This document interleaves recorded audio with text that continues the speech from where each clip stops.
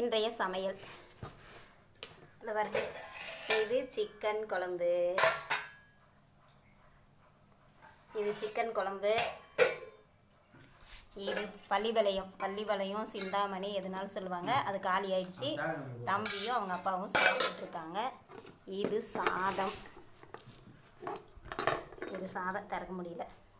வேற தம்பி சாப்பிட்டுட்ருக்கான். என்னோடது தக்காளி சாம்பார்.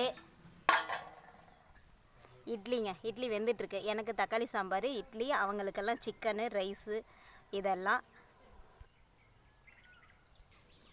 எனக்கு இட்லி வேவுதுங்க. காலையிலேருந்து இதே விறகடுப்பில் தாங்க சாதம் செஞ்சு, அவங்களுக்கு சிந்தாமணி சிக்கன் செஞ்சு, கறி குழம்பு செஞ்சு, எனக்கு தக்காளி சாம்பார் செஞ்சு, இப்போ இட்லி வெந்துட்டுருக்கு.